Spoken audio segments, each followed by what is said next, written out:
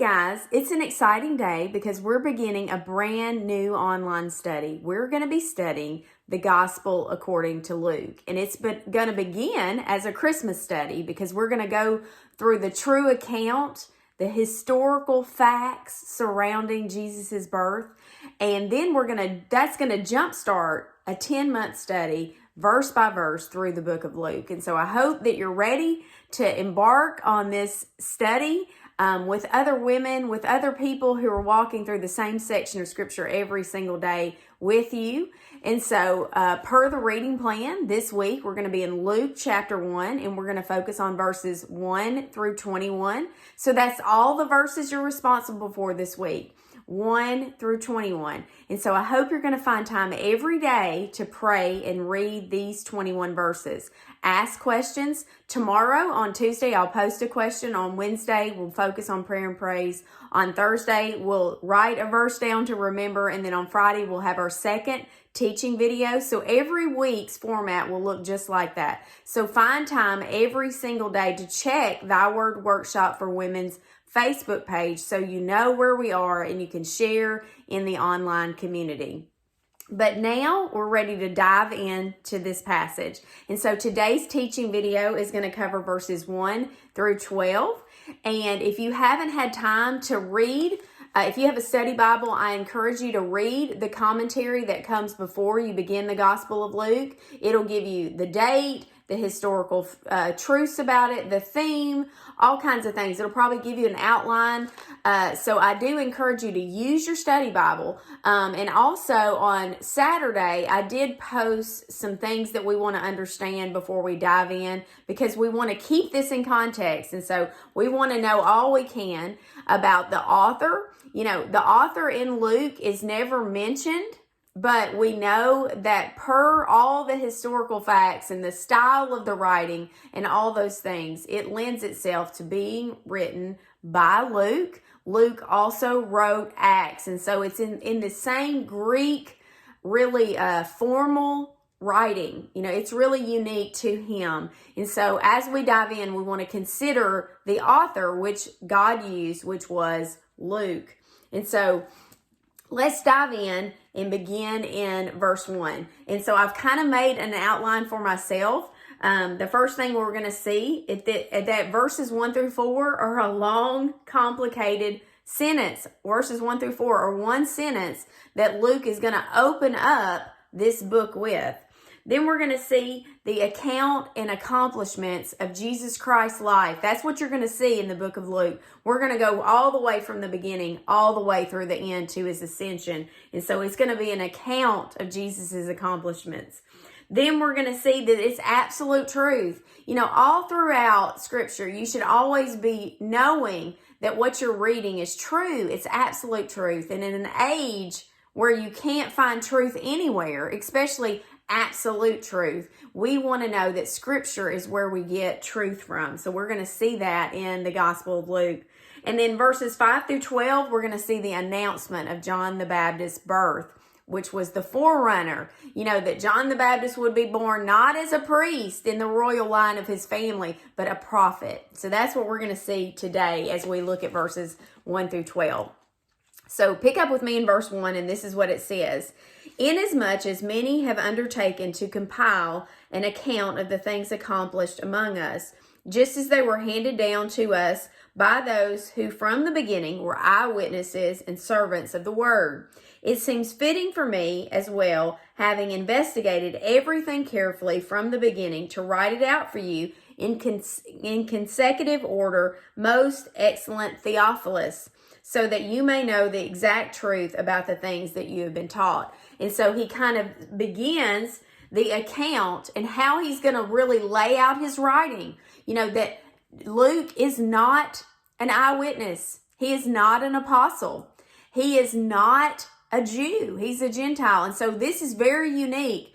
But we know that Luke was a faithful companion an evangelist. We know his profession was a doctor, but we know that he traveled all throughout the time with Paul, and that he really was faithful and enduring and always stayed on the purpose of of really serving Christ and serving those who served Christ. And so that's what we're going to see in Luke. And so he says that he's actually undertaken this to compile the account. It's historical. It's factual. He goes to eyewitnesses. He's saying that, I investigated this throughout with every eyewitness I could come upon. And that's what he's compiled. And what's interesting also about Luke is he's written this to a person, and that is Theophilus. And we know, all that we know about Theophilus is that probably he was high ranking. He was a ranking Roman official. And so Luke says, hey, you can believe what I'm saying. I've investigated this thoroughly and I've written it out.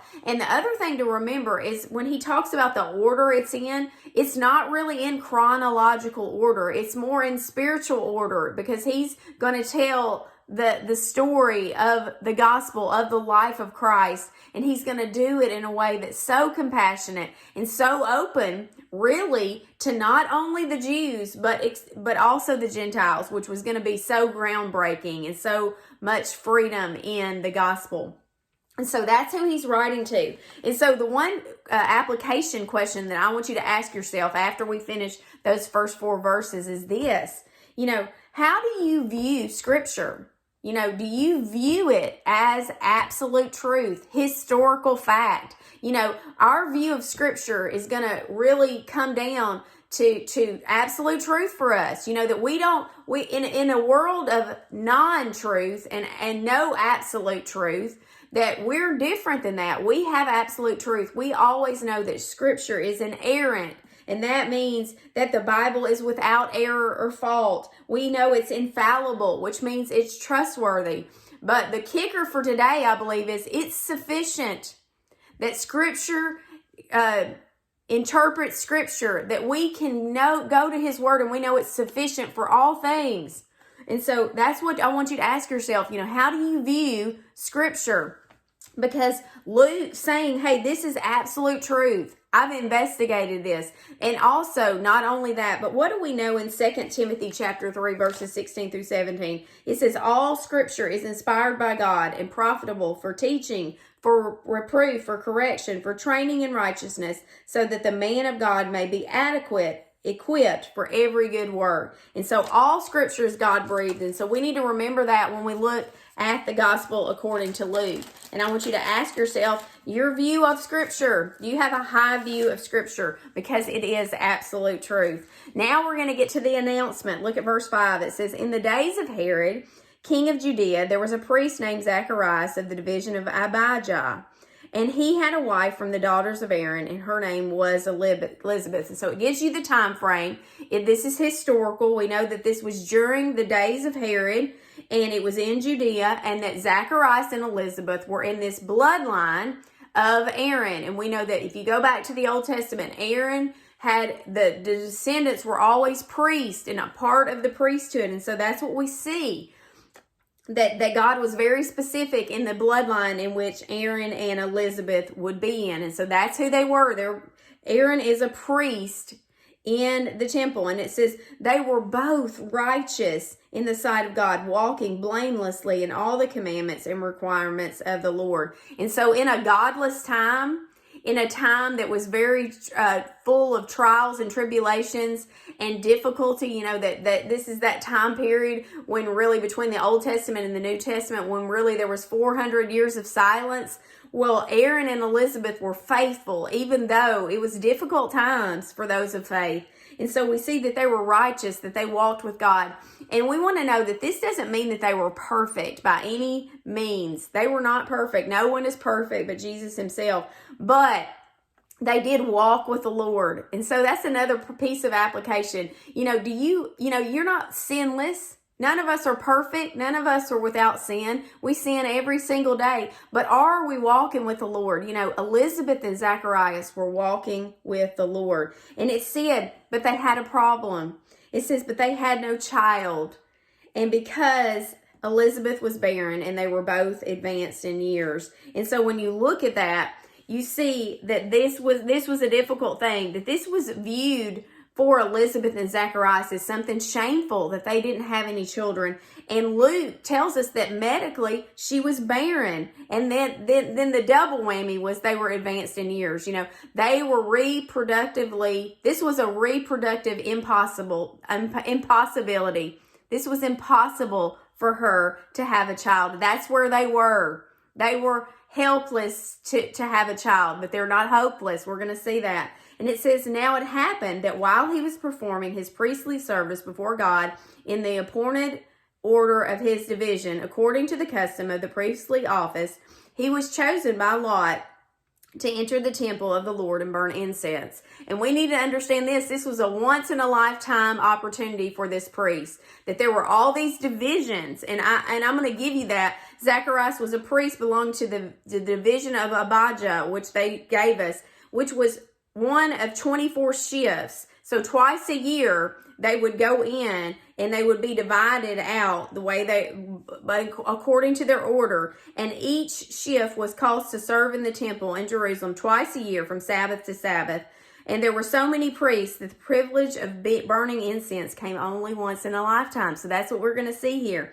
And it says, so this was his time. And then look what was happening outside. It says, and the whole multitude of the people were in prayer outside at the hour of incense. So this was so special. This was such a once in a lifetime occurrence for Zacharias, that those outside the temple were praying for him. This was such a big deal. This was holy and set apart. And this was one of the great times for a priest. And that's where Zacharias was.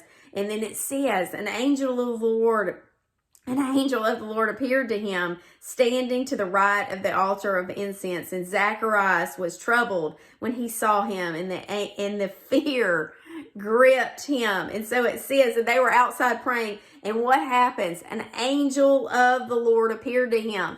And, you know, I think that he probably thought one of two things. Hey, I'm fixing to be struck dead. I've done something not right here. Or he just had no idea. And so, you know, when an angel appears all throughout Scripture, it induces fear. That's the response that it always has. So it makes us wonder, you know, what that looks like. And so the angel of the Lord appeared to him, and Zacharias was afraid. That's where we're going to stop today. We'll pick up on verse 13 through 21 on Friday. So keep reading the Gospel according to Luke, Luke chapter 1, verses 1 through 21.